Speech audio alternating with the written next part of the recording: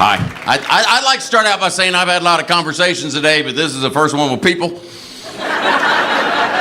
I'm not good at people. I get nervous and then I give out too much information. You know, I'm just like, hi, what's your name? I have a prescription. And then the voice in my head kicks in. You know, you got to connect with them. Tell them your hobbies. I'm like, I like to sit on the toilet till my legs go numb. One clapper, and it's fun to be the one clapper. It's like a lonely hoedown. Like you're in a room by yourself. Swing your partner. I don't have one. I was quarantined long before it was mandated.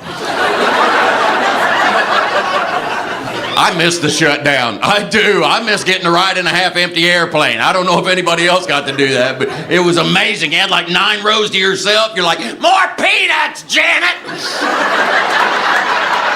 Awesome. I was on this one flight, it was empty, they upgraded me to co-pilot. They come to check on me and they're like, how's your flight today? This is the biggest window seat I've ever had. What I don't miss is that I lost 7 weeks of work in 2 days. And if you don't know what that means, that's the definition of non-essential.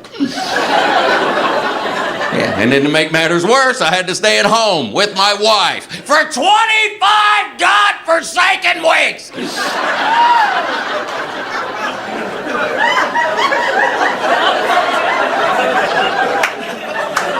25 weeks. You know how many days that is? I didn't at first, but I do now. Yeah, that's what I did during quarantine. Math. One day she's rearranging the house and she went to pull a mirror off the wall and I was like, oh man, she's gonna find the hole I was digging.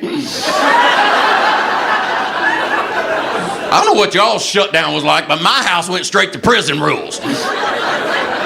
On day 1, my wife punched me in the face and said, I own you.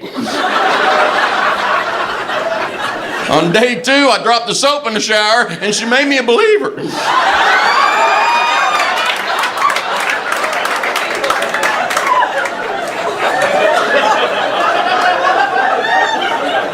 Twice.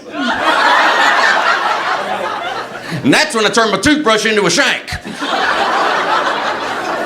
And don't get me wrong, I love my wife. We've been married for 9 years, but I was always on the road, so we'd only seen each other 8 times. And then some idiot licked a bat and we're stuck in the house. When quarantine changed her, she turned into a contractor and we had a new project every day. Every time I walk into her room, she pulled out a chart. Here's the idea. I don't like the way the sun shines through the window in the bathroom, so I think we should move it. And I'm in my head going, move what? The sun, the window, or the bathroom? When you figure out what you want, let me know. I'll be in the street with my arm in the sewer, waiting for a clown to attack me. 25 weeks. On week 15, I started licking doorknobs. I'm in the middle of Home Depot.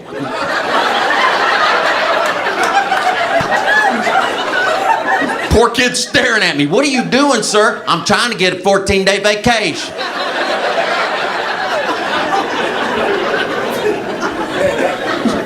Here's how bad it got. One day I was in the shower, I put a washcloth on my face and I waterboarded myself.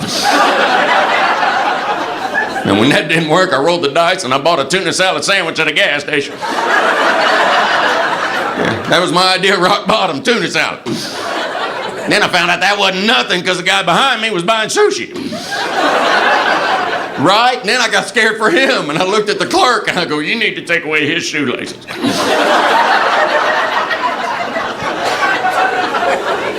And my friends were like, oh, was it really that bad, Dale? My wife bought 2 Chihuahuas on Craigslist. How was your pandemic? I'm sitting on the couch, she runs in like it's Christmas. Hey, baby, just found a deal on 2 puppies. All we gotta do is get some cash together and go meet him at Walmart parking lot tonight at 11 o'clock. And she goes, what do you think? I go, I think they're gonna be wearing a mask. And we've never been to this Walmart. It's an hour away from the house. So I'm putting the address in the phone. She goes, where does it say we're going? To the scene of the crime. Yeah, go put on your good clothes. You're gonna be in the paper.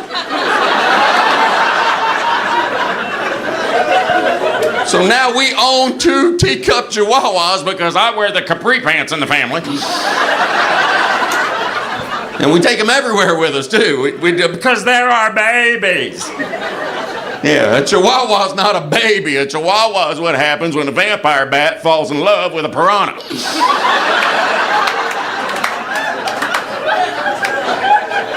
We take him to the grocery store with us, but not on a leash. Oh, no, she bought matching puppy carriers for us to wear. And they got a lot of zippers and pockets in them, and in one of them pockets is my wheel to lift. So finally I put down my foot and I said, woman, I'm not wearing this puppy carrier anymore. And I was wrong. Now I'm in charge of both dogs. I got one of them in the carrier and I'm pushing the other one in a baby stroller. The only thing I like about pushing a baby stroller is when other parents think we actually have a baby. They're like, can we look at your child? Oh yeah, get your face right in there. She loves that. She does. Yes, that is a tail. She got that from her mama. I don't know what makes me madder, that we own 2 Chihuahuas or that I can't spell the word Chihuahua. When we first got them, I couldn't even pronounce it. I was like, what in the world is a Chihuahua? She didn't correct me either. That went on for weeks. I went to the vet and told him I had an appointment for my Chihuahua. They sent me home with one of them neck cones. I don't like owning things I can't spell. That's why I don't drive a Hyundai. Don't even get me started on Mitsubishi. I stick with what I know, Chevrolets. I know this is weird, but I would like to remind you guys that you came to me. This is your fault. I didn't show up at your house. You want to hear a joke about my wiener?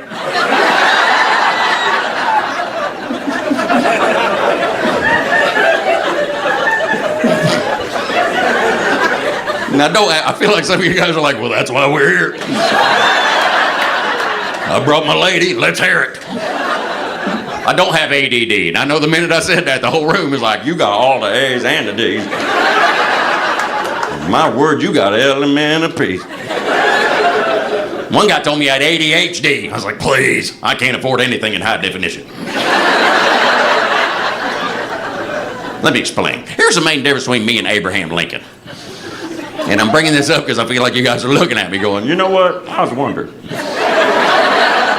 Lincoln was assassinated while watching a play, and when my wife makes me go to a musical, I can't help but think that he got off light. My wife made me go see a musical called Less Miserable. And it was not.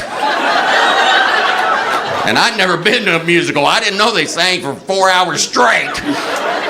Everything's a song to these people. Everything they do is a song. We're going to get the mail. For the love of God, just get the mail. Why are they singing about the mail? The play was set in 1832. It ain't gonna be good news. Nothing good happened in 1832, but they're still gonna sing about it, aren't they? Hit it! Grandpa lost his leg today. He got the leprosy. He won't be marching home. That's it. Thank you.